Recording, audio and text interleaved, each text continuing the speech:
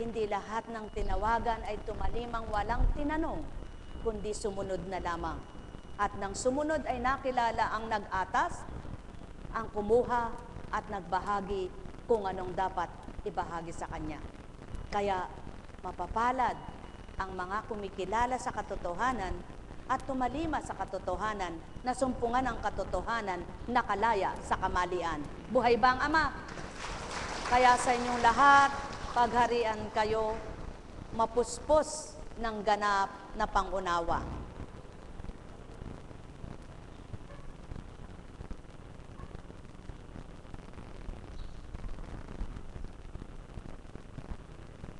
Kaya ayon nga kay San Pablo sa mga taga-Roma, ito ang kanyang maliwanag na isinulat upang mahayag sa panahon ngayon at sa mga susunod pang panahon ay pagnilayan ng tao na pawang katotohanan. Kaya nga mga kapatid, alang-alang sa masaganang habag ng Diyos sa atin, ako'y namamanhik sa inyo. Ialay ninyo ang inyong sarili bilang handog na buhay, banal at kalugod-lugod sa Kanya. Ito ang karapat-dapat na pagsamba ninyo sa Diyos. Huwag kayong umayon sa takbo ng mundong ito. Mag-iba na kayo at magbago ng isip upang mabatid ninyo ang kalooban ng Diyos. Kung ano ang mabuti na kalulugod sa Kanya. At talagang ganap.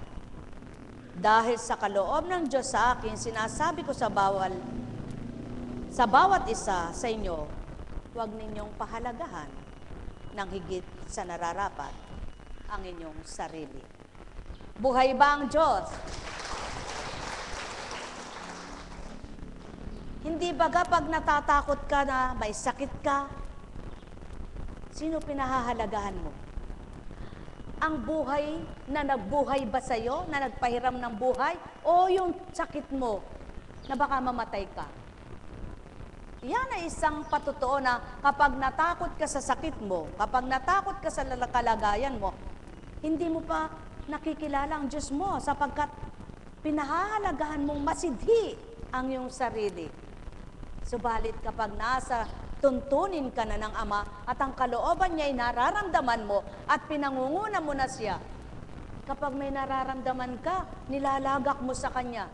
At ikaw naman, pinatitibay niya sa pananalig mo sa Kanya, yamang ika'y tapat na kumikilala sa Kanya. Buhay ba ang Ama? At yan ang pawang katotohanan. Ang takot ng may karamdaman na kapag papasidhi ng sakit niya. Sa takot niya sa kanyang mga nararamdaman na kapag papalalim ng kanyang kalumbayan. At sa kanyang pagkatakot na mamatay, lalong nadadali ang buhay. Sapagkat, kaya nadadali, ang simpleng sakit na papalala ng kanyang isip. Ang simpleng sakit na papalala ng kanyang pag-aalala, ng kanyang pagkatakot na sa halip na gumaling sa kanyang karamdaman dahil siya'y masaya, maligaya at kumikilala sa Diyos niyang magpapagaling sa kanya, hindi gayon ang nangyari. Lalong humina ang pananampalataya, lalong nawala ng pag-asa, at lalong humina ang katawang lupa niya. Mali. Sapagkat ang totoo at nararapat, kung may sakit ka, labanan mo at paghindapatin mo ng Amang ikaw ang may buhay na nahiram mo lamang sa Kanya ay makilala mo siya. Buhay ba ang Ama? Kaya huwag ka nang umayon sa mundong ito. Kapag nakita mo yung kapwa mo, bakit mukhang nangungulang mata ka sa'yo? Naku, lalo ka nang nagnervyos. Paano Eka, hindi na ako nakakatulog. Ba't di ka makakatulog? Naalala ko Eka, meron daw akong nervous breakdown Ang hindi niya alam, yung nervous breakdown niya na yon, sa hindi niya pagtulog, palala ng palala. Sapagkat, wala nang nagiging payapang isip sa kanya, humihina ang mga immune system bodies niya. at nawawala ang resistensya niya, kaya't humihinang lumaban ang mga antibodies niya. Pumapatay ang kanyang kalumbayan, pagkatakot sa kanyang katawan na dapat ay makalaban. Buhay ba ang Ama? Mga mahal, huwag na kayong umayon sa mundong ito na puro takot sa buhay nyo, kundi ayunan nyo ang Kristo na lumaban at naging matapang sa harap ng Ama ay nakipagtotoo siya. Buhay ba ang Ama? Mga mahal, pag nalaman mong may due date pala ako mamaya, anong due date na yun na po, Kunching? Bayaran na pala ng kuryente. Nag-isip siya, ay may sakit siya. Nakabuti ba yung pag-iisip mo? Wala naman dumating na pera. Ang manapa, ibigay mo lahat sa Ama mo, ipagkatiwala mo sa Kanya, maniwala kang mahiwag at himalang mangyayari sapagkat makapangyarihan siya. Kung mabuti kang tao, may tutubo sa iyo. Kung masama ang ugali mo, huwag kang umasa. Kaya hinihingi ng pagkakataon at hinihingi ng banal na aral, ika'y magpakabuti sa iyong kabutihan, may mabuting ganti. Buhay ba ang Ama?